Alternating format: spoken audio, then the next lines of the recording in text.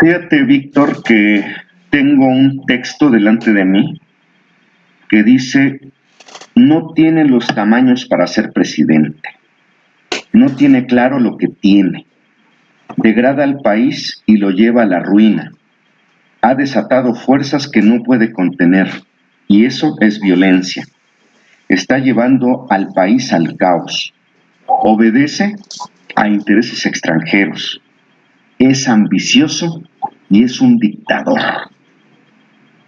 ¿Sabes a quién se refieren, Víctor? Buenas tardes, Seguramente a buenos Donald días. Trump. Tú también te lo traes de encargo, qué bárbaro. No, fíjate que estas son unas conjeturas que hace nuestro gran amigo Rafael Barajas, alias el Fisgón, a partir de un estudio que hizo de los enemigos de Francisco y Madero previo a que lo asesinaran. Y entonces, un grupo de periodistas pro Porfirio Díaz, de comerciantes pro Porfirio Díaz, de empresarios pro Porfirio Díaz, establecen este texto donde acusan a Francisco y Madero de no tener los tamaños para ser presidente y que lo deja en un libro que, por cierto, presentó ahí por el mes de marzo de este año, el Fisgón, un libro que se llama El linchamiento gráfico de Francisco y Madero, de la manera en cómo la prensa y este grupo de empresarios que añoraban el retorno de Porfirio Díaz acusan a Madero de no tener los tamaños para ser presidente, de que es un hombre que está llevando al país al caos, en fin. Pero es un grupo de gente que, insisto, añoraba los privilegios que tenía con Porfirio Díaz. ¿Cómo ves Sí, esto, Víctor Arellano? cualquier similitud con la situación actual es mera coincidencia, Mera ¿verdad? coincidencia. Sí. Pues En sí, fin, siempre, uh-huh. acuérdate que paradójicamente el grupo, digamos, el grupo intelectual que se privilegiaba de la dictadura de Porfirio Díaz se hacían de llamar los científicos, Uh-huh. que de científicos no tenían nada, ¿no? Simplemente eran personas que admiraban a Francia, que adoptaron algunos aspectos arquitectónicos, filosóficos, el positivismo de Auguste Comte, ¿no? Uh-huh. Que trajo Porfirio Díaz, pero que en realidad, como pasó en sexenios pasados en México, pues vivían de los privilegios, vivían de la sombra generosa del poder, y por eso apoyaban al dictador, ¿no? Así Entonces, es. pues no me asombra absolutamente nada, y creo que la situación poco ha cambiado. Así es. Pero bueno, para entrar en materia, vayamos a las buenas anécdotas.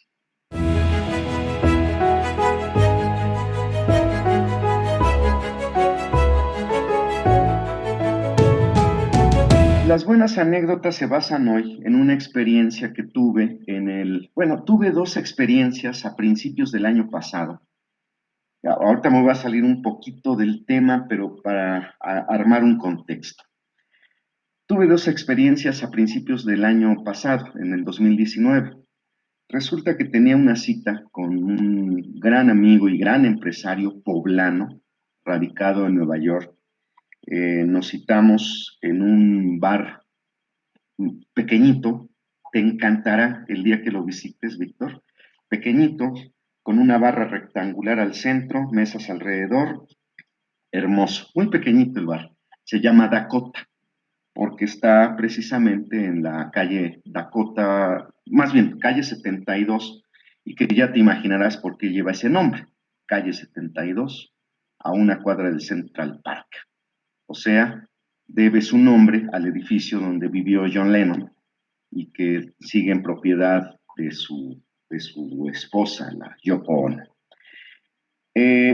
Tuvimos ahí una reunión que, por cierto, ahorita está funcionando con alimentos y bebidas para llevar, por cierto, es lo que me estoy enterando. Entonces está a una calle no, sí, a una calle del Central Park, está lo que viene siendo la novena, pero que en esa zona se llama Columbus Avenue o Avenida Columbus. Una calle más adelante está la Octava Avenida, que es donde está el Central Park, aparte lo que le llaman Central Park West, esa avenida. Y entonces, después de esa reunión que tuvimos, tuve que irme caminando toda esa calle, atravesar el Central Park para tomar la combi en la Quinta Avenida, que me llevaba de retorno a la casa. Y en el momento de cruzar el Central Park, me encontré un montón de tiendas de campaña, donde había un montón de chamaquitas ahí. Le pregunté a un vigilante, le digo, ¿y qué hace todas estas tiendas de campaña en esta zona? Me dice, es que mañana se presenta aquí un grupo coreano, BTS. ¿Y eso qué onda? ¿No sabe usted de ese asunto? Le digo, no, pues, ¿de qué se trata?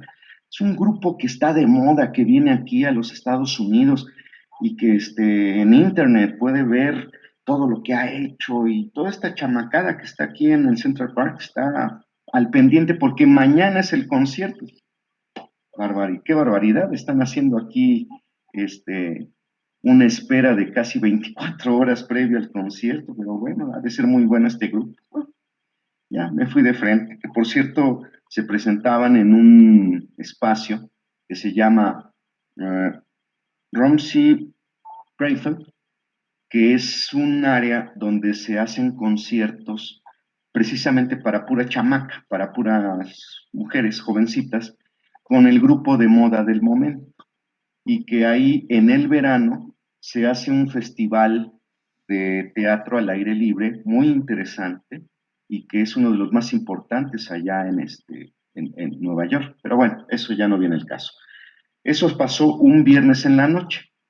Al lunes siguiente yo viajaba a México y de repente llego al aeropuerto, estoy en la sala de espera, me pongo a caminar porque yo nunca me siento, 5 horas de vuelo, imagínate, pues, nunca me siento en las salas de espera. Y estoy caminando y de repente llegan 6, 7 chamacos de ojos rasgados, así, con sus escoltas y sus guaruras y todo eso, y se meten a la sala y se siguen de frente para subir al avión. Y detrás de ellos, una chamacada de escuinclas. Le pregunto también a un policía, ¿y estos chamacos quiénes son? Son BTS. Pues los que vi que estaban esperando en el Central Park, sí. Por eso vienen escoltados y las chamacas gritando, así como en los años de los Beatles, una cosa así. ¿Por qué saco toda esta anécdota? Porque resulta que este grupo pertenece a esos 250 grupos que están de moda, de origen coreano, en internet y en redes sociales, de un movimiento que se llama K-pop, o sea, pop coreano, K es de Corea, pop, y que fueron los que hicieron toda una movilización en contra de lo que fue el inicio de la campaña de Donald Trump en Oklahoma.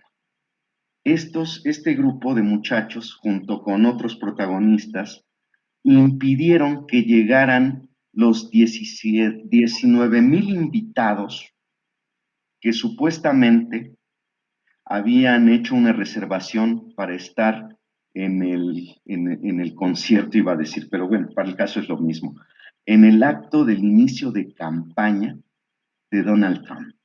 Lo sabotearon, no llegó ni la mitad de gente. E insisto, fueron los grupos en redes sociales de estos muchachos los que lograron sabotear, insisto, lo que era el inicio de campaña de Donald Trump en Oklahoma. Y que me llama mucho la atención porque con esto puedes percibir la fuerza, la presencia, la inteligencia con la que puedes manipular redes sociales para sabotear incluso un inicio de campaña del actual presidente de los Estados Unidos. En lo que piensas, ¿qué comentario puedes hacer al respecto? Porque de ahí pasamos a otro tema. Quiero darle la bienvenida a la gente que nos está viendo en este momento a través de la plataforma y el blog de Las Buenas Conciencias en Facebook y que, bueno, les damos la bienvenida. ¿Qué opinión tienes al respecto, Víctor, antes de entrar en materia y que tiene que ver con lo que fue el inicio de esta conversación? Pues lo que noto, y no solo con este fenómeno coreano, lo que noto es el peso específico que han ganado las redes sociales en las campañas políticas, en el aspecto político. Voy a hacer algunos comentarios que pueden ejemplificar. Por ejemplo, la primera campaña que ganó Barack Obama, pues estuvo fundamentada en las redes sociales. Fue Así es. una campaña fundamentada en las redes sociales. Luego pienso en la primavera árabe. Esta serie de cambios que se dieron en países árabes fueron a partir de las redes sociales. Luego pienso en España, en el 15M, este movimiento que dio lugar a Unidas Podemos, a este grupo emergente político de izquierda comandado por Pablo Iglesias, alias el Coletas, y que estuvo fundamentado en las redes sociales, ¿sí? Ahora la información ha sufrido un cambio vertiginoso, mareante, porque podemos al instante enterarnos de lo que está pasando en el otro lado del mundo. Imagínate que hubiera sido de lo de Plaza de Tiananmen en China, cuando no había redes sociales, si hubiera sido ahora. Bueno, no vayamos lejos. ¿Qué hubiera pasado con el afer Lidia Cacho, Mario Marín, si hubiera habido redes sociales? Por supuesto que el gobernador hubiera caído, ¿sí? Bueno, y podemos ejemplificarlo. Por ejemplo, el movimiento, ya que estamos en la música, el movimiento de estas muchachas de Pussy Riot en Rusia, que se opusieron a Putin, ¿no? El papel de Putin en la campaña de Trump a favor de Trump para derrotar a Hillary Clinton, bueno, de Putin y de Rusia, ¿no? Estamos viviendo una época en donde lo inaudito es posible, lo imposible ya es posible, y sobre todo en el terreno político, ya en todos los terrenos, pero estamos viendo un fenómeno en el marketing político, en las campañas políticas, sobre todo en las campañas negras, ¿sí? Estas granjas de bots y de trolls que pagan ciertos personajes, ciertas empresas, ciertos gobiernos, ¿no? Y que tienen un poder determinante en decisiones políticas, en decisiones ciudadanas en la urna, ¿sí? Me dijeron, leí, por ejemplo, algo de ayer, Adolfo, tú y yo conocemos lo que es el African Safari, lo que es la familia Camacho Ward. Esta Amy ha estado enferma y ayer alguien puso que murió y todo el mundo empezó a decir, ya murió Amy Camacho y no, estuvo mal, ya está mejor, pero es el peso de las redes sociales. Difama que algo quedará. Antes decían difama que algo quedará, ahora difama y vas a acabar con la vida de alguien. Otro ejemplo muy cercano y relacionado con la música, Armando Vega Gil, integrante de Botellita de Jerez, en las redes sociales lo acusaron de acoso y se suicidó. No sabemos ya si realmente acosó a esta niña que tomaba clases de guitarra con él o no, pero él se suicidó porque supo lo que venía. Harvey Weinstein, este productor de cine famosísimo, ha producido las mejores películas de Scorsese y de otros grandes directores, está en la cárcel, acusado no de acoso, de violaciones, ¿no? Y de acoso, ¿sí? Las redes sociales están produciendo desafortunadamente fenómenos negativos, ¿no? Desafortunadamente para mal se están usando. Ahora, yo sí entiendo este movimiento de los jóvenes coreanos porque Trump y ya muchos políticos son pragmáticos, la ideología y la doctrina ya las Sí, mandaron a la basura. Acuérdate que fue capaz de ir a Corea del Norte y darle la mano al dictador y tomarse fotos con él. Él es un pragmático igual que muchos otros políticos. Y yo estoy seguro que esto en Corea del Sur, en Seúl, no fue muy bien visto, ¿no? Entonces, así es. esto nos puede indicar, por ejemplo, estas muchachas que tú viste acampando en Central Park, seguramente a través de las redes sociales se movilizaron, ¿sí? Además de escuchar a un grupo que les gusta, ¿sí? Ignoro totalmente qué tipo de adefesio musical interpreten, pero se congregaron y fueron capaces de boicotear el inicio de una campaña para presidente de Estados Unidos, ¿no? Sí, sí, sí, que no es nada, nada, nada, pues fácil. Bueno, ahora sí lo es fácil. Qué bueno que tomas, qué bueno que me das el ejemplo de Donald Trump y de cómo ganó su elección, porque en este esquema es en el que me quiero basar para tratar el tema fundamental de este día. Te recuerdo que el fiscal Robert Mueller fue el encargado de dar seguimiento al caso este de las complicidades de Rusia con la campaña de Trump. Él descubrió, y está ahí un texto que son 100 páginas donde él hace toda una investigación y la da a debate, que desafortunadamente no se logró pues la destitución de Trump, pero que ahí quedó la duda.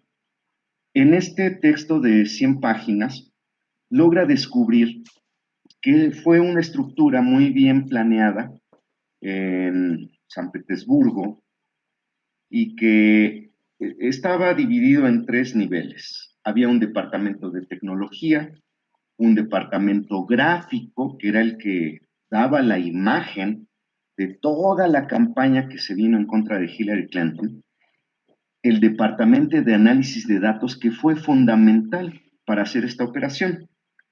El departamento de análisis de datos se dedicaba a estar espiando a los grupos de discusión política para ver cuál era el tema del día relacionado con lo que eran las campañas en los Estados Unidos. Y todos los días espiaban a estos grupos para ver cuál era el tema fundamental, el tema neurálgico en el cual se podían centrar para hacer la crítica contra Hillary. Ya que analizan todo esto, llegan a la conclusión de que el punto débil de Hillary Clinton era su alianza, entre comillas, con Obama en la toma de decisiones para las guerras y todos los movimientos bélicos que propició en su momento Barack Obama. Y entonces le ponen un apodo a Hillary, en lugar de decirle Hillary, le ponen Killary, Killary con K, o sea, asesina, Killer. Eso por un lado. Y entonces, con esa imagen, comienzan a bombardear a la persona, a la candidata, a la esposa de Bill Clinton. Eso por un lado. Por el otro, comienzan una campaña a favor de Donald Trump.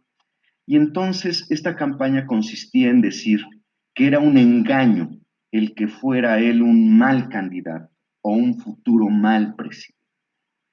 Y entonces comienzan a manejar grupos, ellos crean grupos a favor y en contra de ambos candidatos y comienzan a ubicar pleitos, pero inventados por esta estructura. Ellos crean estos pleitos.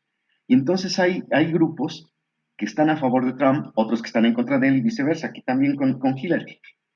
5 días antes de las elecciones, intensifican esto y es lo que logra revertir la elección. Todo mundo sabíamos que Hillary Clinton iba a ser la ganadora de esta elección, pero 5 días antes de esta elección intensifican este pleito entre seguidores que eran falsos totalmente y logran que la balanza se vaya a favor de Donald Trump. Esto está, insisto, en una investigación de 100 páginas que la realizó el fiscal Robert Mueller y que es muy interesante porque ahí te das cuenta la manera en cómo puedes manipular conciencias y decisiones electorales en Estados Unidos. Y es algo que estamos viviendo en este momento aquí en México, sin defenderlo, aclaro, en contra del presidente Andrés Manuel López Obrador. ¿Qué te parece esto, Víctor? Fíjate que a mí me han tocado algunas transformaciones como consumidor de noticiarios y de información. Yo recuerdo perfectamente hace años cuando alguien afirmaba algo en una mesa de café o en una sobremesa de comida familiar, lo dijo Jacobo. Es que lo dijo Jacobo, ¿sí? En el ámbito local, doméstico, poblano, es que don Enrique Montero lo dijo en la mañana. Y tú decías, pues Dios habló, ¿sí? Eso es verdad verdadera, ¿sí? Ya lo dijeron. Ahora yo conozco muchas personas que no tienen, y eso no los hace menos ni más, pero no tienen capacidad analítica porque no se han formado en esto de leer noticias y de leer periódicos y de escuchar, que es algo que hay que aprender a hacerlo, leer un periódico es un trabajo y escuchar un noticiario es un trabajo, no es nomás, chocaron en la 31 Poniente, no. Ahora con las redes sociales el 99.9% son fakes news, son mentiras, ¿sí? Yo conozco mucha gente que, oye, ¿supiste que se volvió gay fulano de tal? ¿Quién dice? Me llegó un WhatsApp, ¿no? Y entonces Sí. si te llega un WhatsApp, la reputación, los gustos, la vida de toda una persona, pues se puede ir por la borda o se está en entredicho. Y son mentiras, son mentiras. Y esto ya se ha convertido en una arma arrojadiza, sobre todo en la política, sobre todo Así en la es. política, ¿sí? De mis colaboraciones con las buenas conciencias, que me parece que apareció anoche, hablo de un poco de esto, cómo es que llegamos en México a que un payaso te dé las noticias. O sea, es Sí. inconcebible, Adolfo. Se han malbaratado, se ha acabado el, el precio, han acabado con el valor de la información, de las noticias, porque quieren que no nos demos cuenta, entonces ponen a un payaso a dar las noticias. Y lo más curioso y lo más penoso es que hay millones de personas viendo a un payaso en la televisión dando noticias, que además editorializa, que además da su brillante opinión. Hasta me acordé de un libro de un alemán, Heinrich Bell, Opiniones de un payaso, ¿no? Pero a mí no sirve para nada lo que diga un payaso. Los payasos a los circos, a las carpas. Pero así Sí. estamos en México, a eso hemos llegado. Mira, fíjate, mira lo que me encontré. Te voy a presumir. Mira, ya está todo deshecho. ¿Te acuerdas de este libro? Claro, por aquí está, sí. Sí. Vecinos distantes, un retrato de los mexicanos. Alan Friedman, que fue editor, por cierto, desde México del New York Times. Sí, En fue la página corresponsal muchos 130, años, así sí. es, en la página 135 dice, para finales de los años 40, el gobierno de Miguel Alemán había dado al sector privado un lugar prominente dentro del sistema. Los banqueros e industriales poderosos preferían tratar directamente con el gobierno y no tenían escrúpulos por proclamarse miembros del PRI o del PAN, que creció lentamente, no lanzando un candidato a la presidencia por primera vez sino hasta 1952, pero conservadores como ellos necesitaban el uso de la derecha electoral para conservar el mito de alianzas revolucionarias con los campesinos y trabajadores del país. O sea, estamos hablando que desde los años 40 y 50 ya había una manipulación directa, como aquí lo dice, no lo digo yo, lo dice este libro, con banqueros y empresarios conservadores. Ay, ay, ay. las cosas no cambian, Víctor, y es lo que estamos viviendo en este momento. Voy cerrando la participación de hoy en esta charla. Hemos hecho del periodismo, me estoy incluyendo por educación, hemos hecho del periodismo un deformador de la opinión pública. Ahora cualquier persona puede escribir lo que le pegue la gana y decir que es un periodista ciudadano. Aquí en Puebla hay pésimos ejemplos, pero bueno.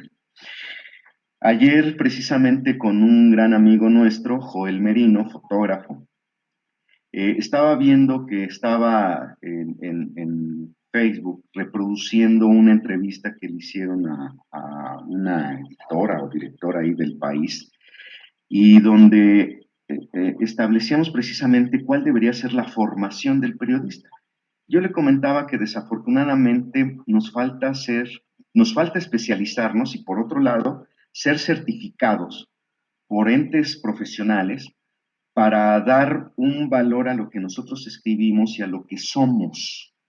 Y en consecuencia, darle valor a lo que escribimos, pero frente a la opinión pública que razona, que piensa, que escoge, que selecciona.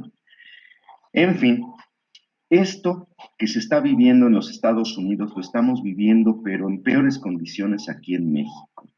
No sabemos informarnos, no tenemos una cultura de la información. Y creo que esto es lo que está generando esto que llaman polarización de los mexicanos, cuando en realidad hay entes que están provocando esta polarización. ¿Cuál es tu último comentario, Víctor? Y gracias por participar en esta charla.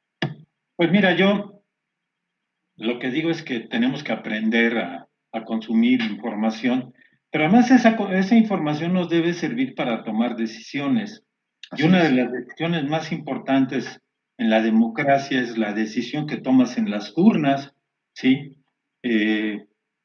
Por supuesto, el aparato en México, que esperemos esté combatiéndose, está hecho para poner una cobija de Santana Chautempan entre nosotros y la realidad, para que no la veamos, ¿sí? Para que vivamos en la ignorancia y así seamos más fáciles presas, pues de la explotación, del engaño y de todo lo que estamos padeciendo la gran parte de los mexicanos. Entonces hay que escoger con quién nos informamos.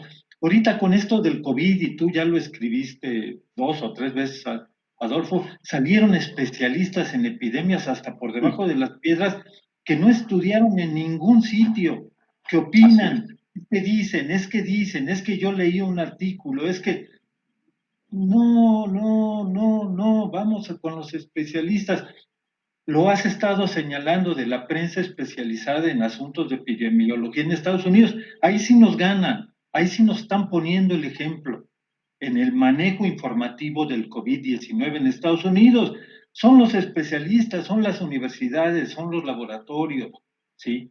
Eso no quiere decir que el 100% es cierto, pero sí una gran cantidad de información.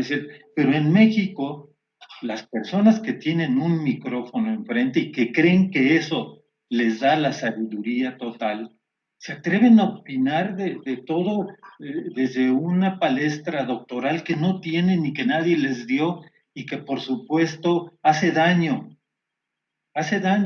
¿no? Si hace daño en la política, bueno, en materia de salud pública más. Así es, así es.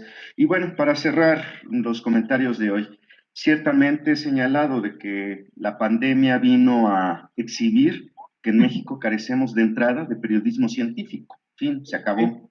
Y que el periodismo ciudadano no existe. Es lo que en nuestros tiempos llamábamos opinión pública, que es otra cosa. En fin, mi queridísimo Víctor, te recuerdo y le recuerdo a usted que nos está viendo y escuchando, que tenemos un canal en YouTube denominado Poblanía Slow TV. Ahí puede relajarse un poco conociendo de lo que es nuestra ciudad y nuestro estado aquí en Puebla. Y que tenemos una presencia muy importante a lo largo de la semana. Digo importante porque ahí sí aportamos puntos de vista e información real, verídica, eh, ya pues totalmente comprobada en este blog que usted está viendo, que es Las Buenas Conciencias, en Facebook. Y no me queda más que despedirme dándoles una buena nota.